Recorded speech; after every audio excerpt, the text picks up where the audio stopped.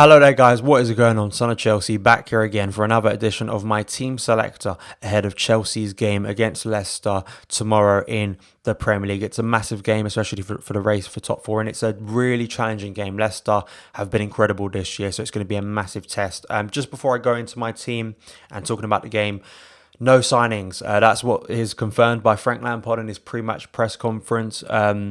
It was a very swift press conference. Frank clearly isn't happy, and it's no surprise considering how transparent and obvious he was in his post-match interview against Hull. Clearly wanted new signings in. That hasn't happened.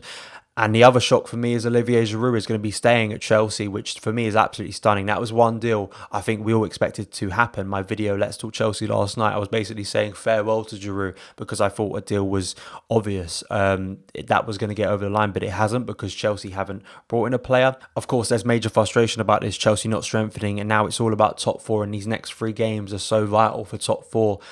If it goes badly, there will be fingers pointed at the Chelsea board. Why didn't you strengthen when we needed to? That's going to be the intriguing thing going forward now. And it's just surprising to me that even though I wasn't so vitriolic about getting signings in, it's weird to me how public the club were, at least Frank Lampard was, about this. And then the club not getting close to signing anyone just seems a strange way of doing things for me. But we're going to have to wait and see in the summer, and that's where the big test for the board is. Can the board make big signings in the summer? Because that's where we're really going to find out how serious the board are in regards to backing a coach like Frank Lampard. But going into team news, Tammy's injury is not as serious as first thought, which is great news.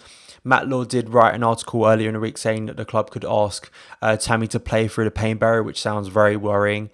But let's hope he's fine because we need him. And another thing I'd say going into this game is a potential of a back three. I'm not going to select a back three, but I wouldn't be stunned if Frank does what he did against Spurs earlier in the year. That's going to be the intriguing thing. Will Frank opt to do that? Because he has done that a few times and it's worked well in these big games. But it is a big game, and Leicester have been absolutely phenomenal this season. They really have. They have been so good under Brendan Rodgers. He's gotten into a position now where you really think it'd be stunning if they don't make top four. They really have asserted themselves there. Every position on that pitch looks certain. They look like such a well-oiled team. They know what they're doing, passing combinations, the style of football, the flair of their team, but as well, the rigidness in defence, I think, is something that's really got to be a credit to Rodgers because he hasn't had that previous, especially at Liverpool, but he's got it now at Leicester. And it's going to be a really challenging game. And it's no surprise to me, considering when we first played them, how much of a challenge that was way back in August. But they really have proved to be one of the stories of the season. But going into my team, Kepa in goal. He's had so much criticism recently. I really hope for his sake he can have some big performances in these next 3 games. What a time for Kepa if he can make some big saves, put on a really confident, dominant display, not only tomorrow, but in the upcoming games as well, to really get fans back on board with Kepa. And I really hope for his sake he can do it, because he's done it in the past. Let's hope he can do it again. Back for Reece James' fitness isn't confirmed, but Frank didn't rule him out. I think, like Tammy's probably going to have a late fitness test, so I'm having him back in the team here. I think we need his delivery. We missed it. We really do miss Reece James bombing back and forth down that touchline, and especially against the fullbacks of Leicester, who are so energetic and pacey. You need that pace, especially going the other way, to create attacks, and we know what Reece James can offer. So let's hope he's fit for the game. Back to Andreas Christensen, I think has done really well recently, so I'm going to keep him in the team. And next to him, Fikayo Tomori. I think out of all the fringe players who started against Hull, I think Tomori was the only one who really impressed me, and I think we'll get a chance to get back in the team. And even if it isn't Christensen and Tomori, I think Tomori deserves to be back in the Premier League starting 11. Left back, I think, is going to be Dave. I'm sure, once again, it sort of counters my argument about the fullbacks, but I can't see Lampard not playing Dave in this game. And I don't think any of, Emerson or Alonso, especially last week, really proved themselves to take this chance. And I think that Dave will be used in this game in some shape or form. So I'm going to put him in my back 4.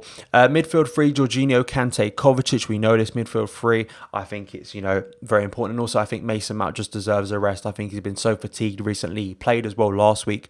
Kovacic, I thought, was wonderful at parts against Hull, and I think we need his passing range in this game. And let's hope N'Golo Kante, going back to play against Leicester, has a star performance, because he needs one after quite a few poor displays recently. Front 3, we know it pretty much at the moment because of injuries. Willian on the left, HUDSON-ODOI on the right, and Tammy Abraham, hopefully, if he passed that late fitness test, will be up front. That is the team. It's a massive game, and we move into a massive period of the season. This is really the defining period of this season. And if Chelsea, if we were to get a draw tomorrow, and the lucky thing once again with Chelsea is you look at the close rivals, Tottenham and Manchester United both have challenging games. So Chelsea could be bailed out. And if Chelsea were to win tomorrow, they could make more ground on the rivals they're about to play. So that is my team selector. Thank you guys so much for taking the time to watch this video. If you did enjoy it, hit that subscribe button and the notification bell to never miss an upload. Follow me on Twitter @SonOfChelsea, and I'll see you again.